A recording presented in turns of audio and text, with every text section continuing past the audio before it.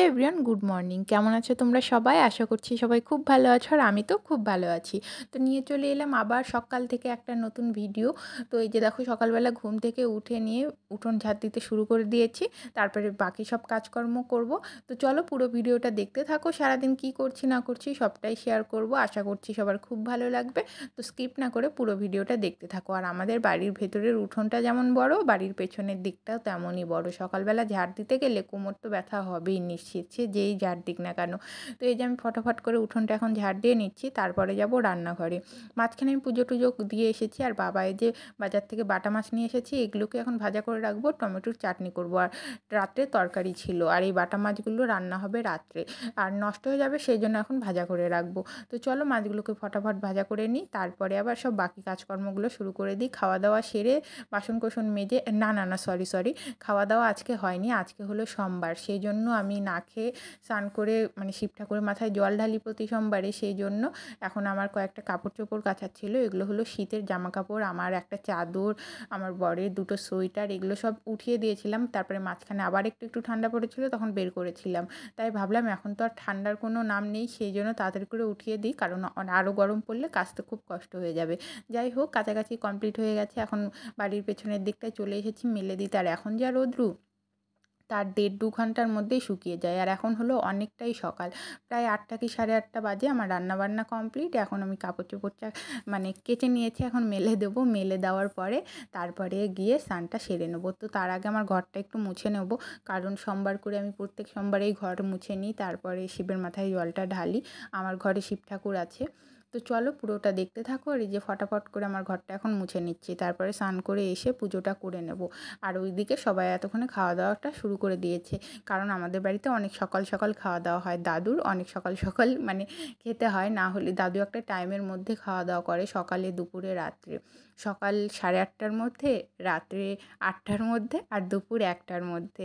যাই হোক, এই যে আমি স্নান টান করে চলে এসেছি এখন শিবের মাথায় জল ঢালতে। এই এত তাড়াহুড়ো করেছি, মাঝখানে আর কোনো ভিডিওই করতে পারিনি।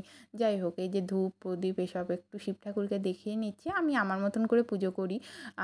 আমি অত নিয়মকানুন ঠিক জানি, যতটুকু জানি ততটুকু দিয়ে আমি পুজোটা করি। আর মন থেকে নাকি পুজো করলে ঠাকুর সব পুজোই নেয়। তো এই যে দেখো আমার শিবের মাথায় জল ঢালা হয়ে গেল, এখন একটু প্রণাম করে নিলাম।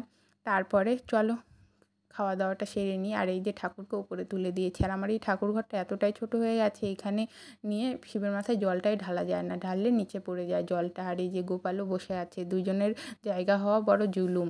তো তারপরে দেখো খাওয়া দাওয়া সেরে ঘরে চলে এলাম, এখন বিছানাটা উঠিয়ে নিচ্ছি। বর নেই বাড়িতে, তবু আমার বিছানাটা গোছানোই হয়নি। ও থাকলে তো অনেক বেলা পর্যন্ত শুয়ে থাকে, সেই জন্য গোছানো হয় না। আর ও নেই যেহেতু, সেই জন্য আমার অভ্যেস হয়ে গেছে মানে দেরি করে করে বিছানা গুছিয়ে। আর আজকে যদিও সময় পাইনি ঘরে আসার, সকাল থেকে বাইরেই কাজকর্ম করছিলাম। তো তারপরে স্নান করে ঘরে এসে ভাবলাম যে না থাক, বাসি বিছানাটা আর ছোবো না, আগে পুজোটা সেরে নিই, তারপরেই মানে বিছানাতে হাত দেবো। যাই হোক, এখন আমি বিছানাটা গুছিয়ে নিলাম। তারপরে যেই স্নানের আগে কাপড় চোপড়গুলো কেচেছিলাম, সেগুলো দেখেছো কত তাড়াতাড়ি শুকিয়ে গেছে, এগুলোই এখন সুন্দরভাবে গুছিয়ে রাখছি। তো চলো, আরেকটু দেরি করলেই আমার আবার ঘুম পেয়ে যাবে, তখন আলসেমি শুরু হয়ে যাবে আমার, আর গোছাতে ইচ্ছা করবে না। যাই হোক, সেই জন্য এখন আমি ফটাফট করে সব কিছু গুছিয়ে নিচ্ছি। আর এই যে চাদর সোয়েটার এগুলো ভাঁজ করে নেব, এগুলো সব আলমারিতে ঢুকিয়ে দেবো, জায়গার জিনিস জায়গায়। সেই আবার আসছে বছর। যাই হোক, এখন তো গরম পড়েই গেছে, এখন ফ্যান ছাড়া তো থাকাই যায় না, প্রচণ্ড গরম। তো চলো পুরো ভিডিওটা দেখতে থাকো। তারপরে দুপুরে খাওয়া দাওয়া সেরে একটু বসেছিলাম, কি করব। আর এই যে পাখাটা দেখতে পাচ্ছ, এটা সেই আমাদের এখানে শিবরাত্রি মেলা হয়েছিল, ওইখান থেকে গিয়ে কিনেছিলাম। আর এই যে ফেব্রিক নিয়ে বসে পড়েছি, লাল আর সাদা, ওগুলো দিয়ে এখন আমি সুন্দরভাবে এই পাখাটাকে ডিজাইন করব। তো আজকে কমপ্লিট করতে পারিনি। তো এই যে ডিজাইন করার ভিডিওটা তোমরা আমার শর্ট ভিডিওতেও পেয়ে যাবে, আর একটা আমি বড় ভিডিও করব, সেটা কিছুদিন পরে আসছে। আজকে শুধু কালার করে রেখেছিলাম, যখন ডিজাইন করব অবশ্যই তোমাদের সঙ্গে শেয়ার করব। তোমরা যদি চাও আমার শর্ট ভিডিওগুলো দেখে আসতে পারো। এই যে দেখো, এখন আমি ফটাফট করে পুরো পাখাটাকে লাল রং করব। আর এই একটা পাখাকে আমি কিন্তু দুটোভাবে ডিজাইন করব, একদিকে লাল করব আর একদিকে সাদা।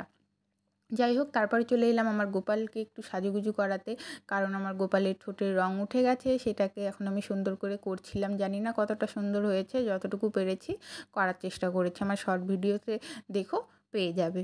কেমন হয়েছে না হয়েছে। তো তারপরে ঠোঁটটা আঁকার পরে আমি ভাবলাম যে না, মুখটা একটু ফাঁকা, ফাঁকা লাগছে।